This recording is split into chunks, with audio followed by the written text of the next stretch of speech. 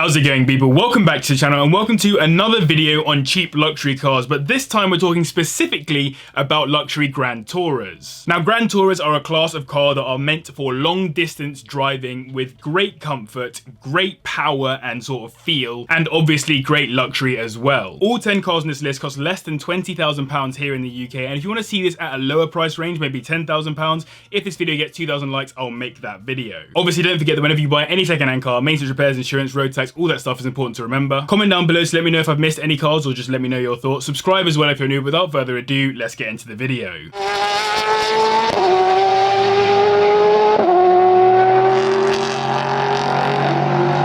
There's a first for everything, and I believe this is the first time I've ever included an Infiniti in one of my list videos. This is the Q60, which is a Mercedes 2-litre turbocharged inline-4, putting out 208 brake horsepower, which takes from 0 to 60 in 7.1 seconds, so much slower than the other cars on this list. However, it is much newer, as you'll find 2017 models listed from around £18,000 at the lower end, while £20,000 will get you on with around 40,000 miles on the clock. As it's much newer, it has a nice selection of modern features to keep you safe and comfortable, and it was designed to do long distances with ease, as it has a drag coefficient of just 0.28, as well as zero lift on the front and rear. This, plus the fact that it will do 41 miles per gallon according to Infiniti, means motorway mileage is even more efficient, so if you're driving down to some Swiss mountain roads, you'll use minimal fuel. I also really like the interiors on these, a little different but come in some nice specs, and the large centre console and screen is definitely a step above the other cars on this list. A few owners have noted problems with the infotainment, however, but nothing major. Most would suggest you save a bit more and go for the 3-litre inline-6, as there are some known issues with this block in some other applications like the solenoids, timing chain wearing very quickly, and turbo failure, which are never good signs. Next up is a stunning looking fastback coupe style Grand Tourer, the Audi A7, specifically with the 3-litre turbocharged V6 petrol engine, putting out 295 brake horsepower and a 0 to 60 time of 5.4 seconds. It's a very good all-rounder, as it's executive enough to be a business car,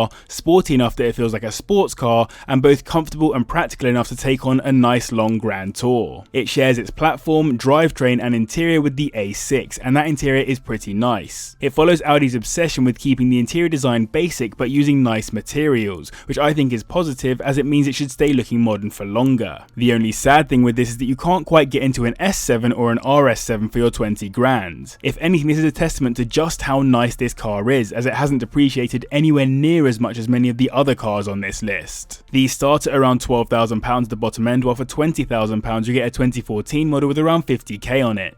Some owners have had problems with noisy centre diffs and non-engine electrical issues on the interior. Overall though, reliability doesn't appear to be too much of an issue with the A7, and most of the problems that I could find related to the 2-litre block instead. Let's move on to the most dubious entry on this list, but I didn't feel like I could exclude it, the Ford Mustang GT, which is a 4.6-litre V8 engine producing 306 brake horsepower and doing 0 to 60 in 5.4 seconds. This is actually a pony car, but as it has GT in the name, I thought it would be worth a mention. In case you weren't aware, a pony car is basically a smaller, sporty muscle car. It's pretty well equipped with a limited slip diff and a bunch of other performance features like the stiffer suspension over the standard Mustang. The interior is rugged but nicer than your average car. Luxury is probably a stretch, but it's definitely a cool place to be on longer journeys. What wouldn't be cool is the fuel economy, as these will do just 18 miles per gallon according to Ford, so might be a bit of an expensive grand tour. £16,000 the minimum that I could find these listed for, and they're pretty rare regardless, so expect anywhere up to around 50,000 miles on the clock for your 20 grand. There are 4 main known issues on these: the timing chain tension is wearing, intake manifold issues,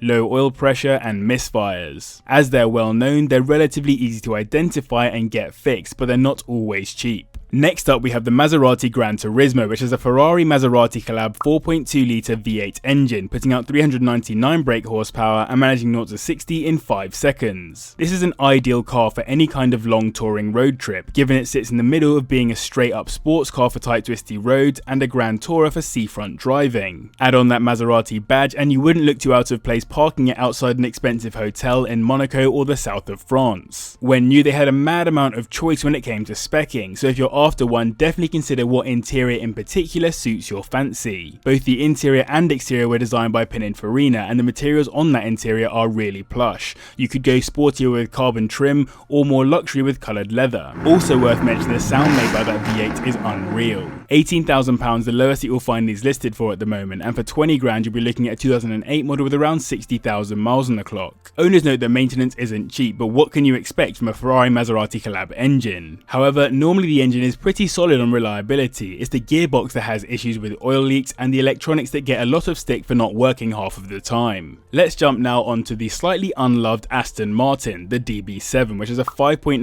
litre V12 engine in its more savage spec, making 435 brake horsepower, which takes from 0 to 60 in 4.8 seconds. I've spoken about the fact that this was basically a rebadged abandoned Jaguar project that returned once Ford became the new owners, which is why it looks pretty similar to the X100 Jaguar XK. Ian Callum designed it though, and he was also responsible for the Vanquish that followed, so it is at least a real Aston Martin designer. The interior is definitely very old in these and comes in some very wacky colourways. I personally like the blue and white leather with the wooden inserts, but it's certainly not to everyone's taste. Best bit about that interior though is the door handle, which is the same as you'll find on my Mark I MX-5. It comes as both a coupe and convertible, and its sole purpose was to be a luxury grand tourer for long trips, so definitely worth a spot on this list. These have been going up in value and are only just available at under the £20,000 mark, and you'll be looking at around 75,000 miles on the clock for that kind of money. The V12 is theoretically more reliable than the smaller inline 6, but exhaust manifolds and warped brake discs are still known issues. The main problem I could find on forums is the aircon failing, which is a very expensive and time-intensive replacement. I hope you're enjoying this video. If you are, make sure you hit the like button. As I said, 2,000 likes, and I'll do this at under £10,000 instead. And we're on the final stretch towards 100,000 subscribers, so I would really appreciate it if you hit that red button if you haven't already. Anyway, let's get back into the video. Next up, we have a staple luxury grand tourer, the Bentley Continental GT, which is a 6-litre twin-turbocharged W12 engine, producing 552 brake horsepower and a 0 to 60 time of 4.8 seconds. I have of course mentioned the GT in numerous previous videos, but it would be rude not to include it given the level of luxury it offers compared to the other cars on this list,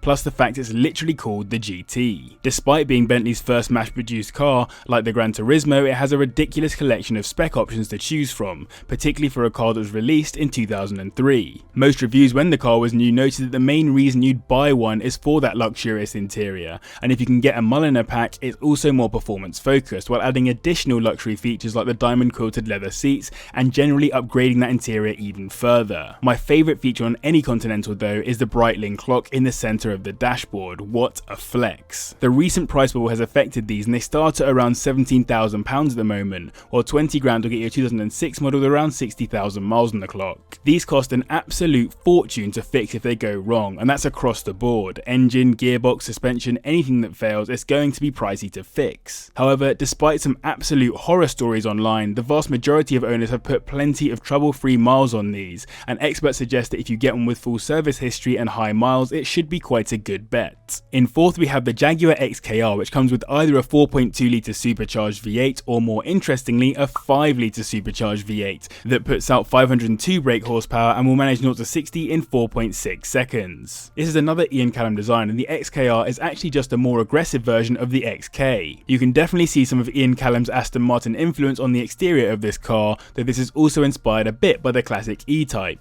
The interiors on these are designed to be luxurious for long cruises, with leather throughout and a very simple dashboard with material inserts separating the leather. On newer models you also get the staple circular gear selector too. On top of all of that, it's actually pretty practical too for long trips, as it has 313 litres of boot space, enough to easily fit a couple of golf bags, plus there's tiny rear seats which an adult probably wouldn't want to sit in, so better off using them as more storage space. You'll find 4.2 litre examples starting at around £12,000, and for 20 grand you get a 2009 5 litre model with around 75,000 miles on it. Running costs are very expensive, with £580 on road tax alone, but specialists are generally positive about reliability. Repairs are quite expensive, but specialists do say they're generally pretty reliable. On to the top three now, and in third we have the BMW M6 with its hallowed 5 litre V10 engine, inspired by BMW's involvement in Formula 1, which makes 499 brake horsepower and will go from 0 to 60 in 4.5 seconds. It shares its engine with the E60 M60 M5 and is sort of a grand touring coupe or convertible version of that car. I actually think because it only has the 2 doors, it somehow looks like a bigger version of the M5, though the dimensions are actually pretty similar. The idea behind this car was to be a nice luxury cruiser, and though it's not the most economical car,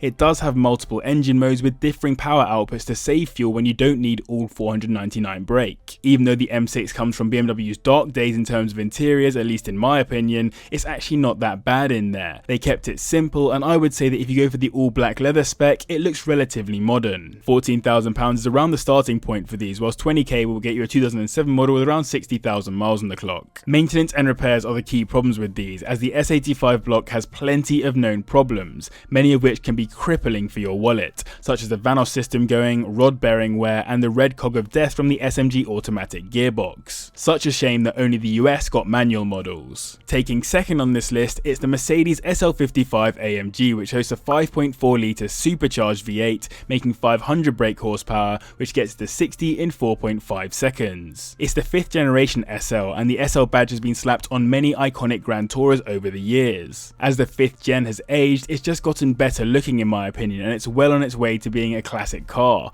as is the case with seemingly all SLs, even though it turned away from the boxier styles of the 80s and early 90s. Interestingly, not much changed aesthetically between the standard SLs and the AMG, as designers agreed it was already very good looking, and on the interior it's a pretty similar story, though it does look quite aged in there. The best part is that it has a hardtop convertible roof, which means that if you're cruising on a tour around Europe, you can be comfortable on top of a snowy mountain or at a sunny marina. The lowest I could find these available for is £12,000, and 20 grand to get a 2005 model with around 80,000 miles on it. Most of the problems with these are well known at this point, with the electrics being the main pain point, particularly around the traction control and by-wire throttle. Supercharger coolers are also known to leak, as is the hydraulic pump for the suspension as well. Taking the top spot on this list is an absolute weapon of a car, the Porsche Panamera 4S, with the 4.8 litre V8 engine, making 542 brake horsepower, which gets the car to 60 in a ridiculous time of 3.7 seconds. I've mentioned before that initially many die-hard Porsche fans didn't like it, as it strayed from the standard 911 formula.